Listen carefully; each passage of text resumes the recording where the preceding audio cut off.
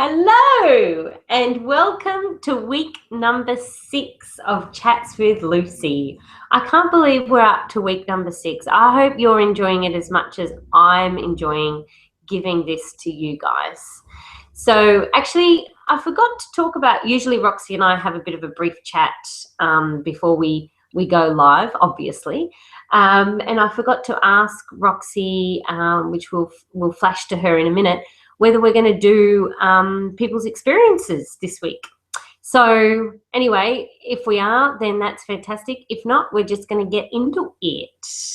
I hope you guys are having a great Monday. We're shooting on a Monday, which is very unlike us. We normally do it on a Tuesday.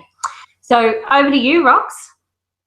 Hi, Lucy. Hi, everyone. Great to be here again. Week 6. I'm excited about that.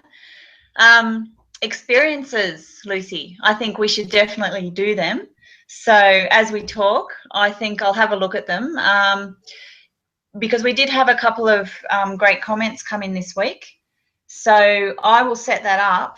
Perhaps we can mention them at the end. Is that all right? That's bonza. Okay. Nothing like putting on the spot there. Yes, my computer's just taking a little bit to load up. So anyway, we will get into that. And I love, and I know Lucy loves it too, seeing all these comments, ladies. It's great to have them coming in. So thank you. And I'll hand over to Lucy and we'll get started.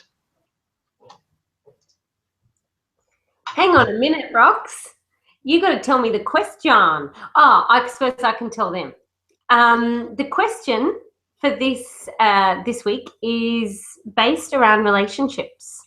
So, yeah. I can read that out for you, Lucy. Do you want me to do that? Excellent. Okay. All right. So this is from GR, and she says, as I have matured, I have learnt to let a lot of things go and will now just bite my tongue instead of responding to my husband. This helps keep the peace, and I have learnt that saying something doesn't get him to change anyway, so there really isn't a benefit in saying it. However, I sometimes wonder if it is fair to me to be the one to let it go. He wouldn't speak to anyone else that way or treat them that way, and the old me would fight it and not take it, but I would definitely be divorced by now if I kept that approach. So I guess I'm asking, how can I turn it around so that I feel happy when I let it go? I guess I'm practicing to let it go, but it still irritates me, so which is not really letting it go. Please help. Thank you very much, GR, for your question. The first thing that I want to talk about is you talk about biting your tongue.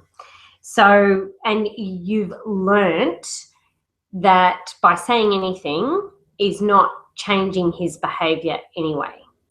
So what's happening here almost is that there's been a bit of conditioning. So you've been conditioned to bite your tongue, and that ain't healthy.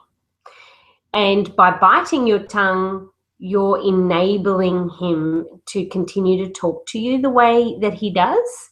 Now, you've said in your question that he wouldn't talk like this to anybody else, to friends or family or anybody for that matter. But you've noticed that he does it to you, which is just not on. It's point blank, just not on. So I'm really going to challenge you, GR, about biting your tongue and letting it go, because there are some things that you don't have to let go. So I want you just to think about the things that you're willing to let go and the things that you are certainly not willing to let go.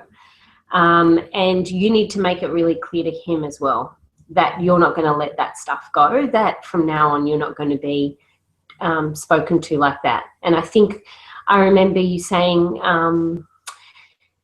forgive me if I'm wrong, that you wouldn't have ever let that go in your previously, maybe when you guys were first together or a couple of years ago. So that shows the conditioning, that you've just conditioned that this is just going to be easier maybe just to let it go and not cause a fuss and But that's just, he's just been then enabled to continue to do that. So get back that fire in your belly, and he will respect you for that as well. And if you show him that, no, that's not on, not going to do it. Obviously, in a relationship, there are so much that we have to let go of, and every day it's a task just to be able to let things go. Let things go. I mean, even the behaviors that they do, to let those go. But they have to let go a lot of what you do as well. So it's a give and take thing. So a relationship needs to be like a beautiful dance, a couple dance, flowing and beautiful and choreographed, and where one partner has to be the stability for the other at times, and vice versa. And you know, in order to do that, you both have to be on the same page, and communication is everything. Communication, and there's a second one to that, which I'll go on into in a minute. But obviously, like we all know, communication is everything. So when he says things that hurt you, we generally take it out on our closest people when we're not feeling so great about ourselves. So I know I can be class A bitch to my husband, and sometimes I'll say some things that I think about later and I think, oh my God, I can't believe I said that. But there's one thing saying it, and there's another thing going, oh, you know what, babes, after you cool down, I'm really sorry.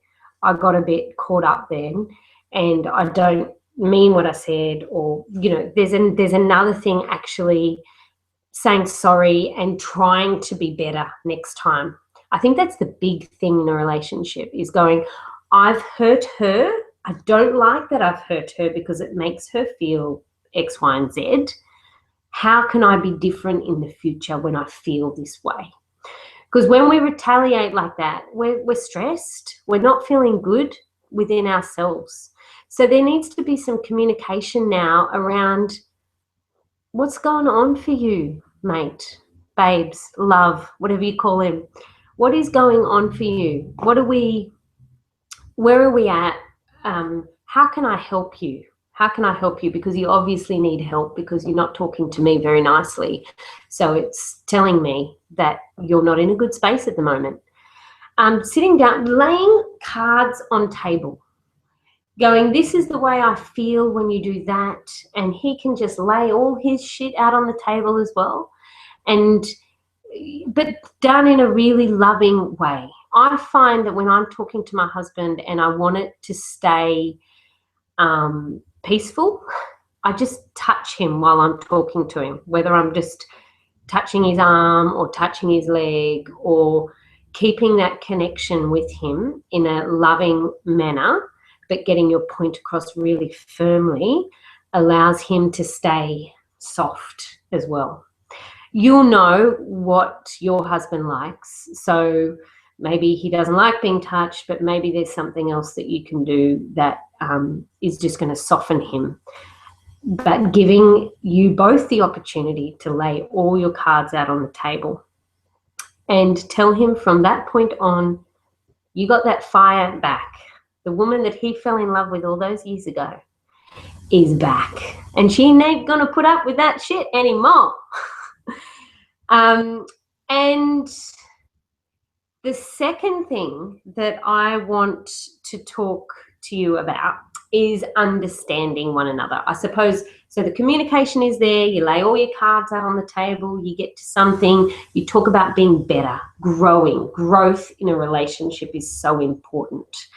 And sometimes, and I don't want to sound like I'm a one-way street and men are evil and women are awesome, but sometimes men just need a little bit of encouragement. That's very generalization on the growth in a relationship. So you need to tell them that you want to be with them forever, and how can we make this the best relationship we've ever had? And so that's understanding. What does he want out of a relationship? What do you want out of a relationship? And then you can come together to create that beautiful dance. And so especially for you today, GR, I am going to be sending you a self-assessment personality type by 2. One for you to fill out and one for him to fill out. So whilst you're laying your cards on the table, this can be a great opportunity for you guys to do both these personality type assessments. And you learn from these assessments that I have, that I give to each and every one of my clients that come to me. Before they even come in the door, I give them this assessment, and it tells me straight away when they're in their stress mode, how they'll respond, and how to get them from their stress mode into their best mode, where they're going to be more open and willing, to help or to be of help. So I think that's going to be so beneficial for you to do it, and therefore understand each other a lot better. So you'll be able to recognize when he's in his stress mode, and you'll be like, okay, and he will also be able to realize when he's in his stress mode and how he can turn it around into best mode. Likewise for you as well. And actually, I'd like to extend this even further if we can, and possibly suggest that everybody, if anybody has listened to this and felt like they've got anything of worth or value for their relationship that they with their partner, then, and they would like to participate, or they would like to have this personality type assessment and do it with their partner as well, then shoot me an email and I will send it off to you guys. So it is rockingyourimperfect@gmail.com, or you can simply just reply to the emails that we send you once a week anyway. And if you reply to that, I'll send you a personality type assessment. I think that's it. Great. Thanks, Lucy. Can you send that to me too? Absolutely. I can certainly use it. So I've got some feedback now. We can talk about, I'm ready now to talk about the feedback that we've got from some of the ladies. So I'll just read you this out. This has come in on YouTube. So they've watched last week's Chats with Lucy, and Alex says, great week, ladies. You know, I haven't ever thought about where I actually really want to be. For health reasons, I know how I can't go over, and I'm pretty much there. But what's my expectation? I need to figure it out and keep up my affirmations. Thanks again. You guys rock. So she's obviously had taken away something from that last week, which is great. And also we have from Megan, and again, she watched last week's, and she says, I'm loving Chats with Lucy. They're inspiring and refreshing. I'm blown away by your generosity, thoughtfulness, and honesty. I'm learning so much about myself. Thank you. I especially loved your thoughts on self-sabotage. I didn't realize how much I did this, and I'm working on changing this forever. Megan. Fantastic. Thank you to those comments, and I hope by hearing those comments and experiences, you've been able to take away something from that as well. So yeah, thank you. Thanks for listening. Don't forget to email me if you would like the personality type assessments for you and your husband and or partner. And that's it. Next week we'll be coming at you. Don't forget to also email us some questions so we can keep this show running for you. Until next time, keep rocking your imperfect.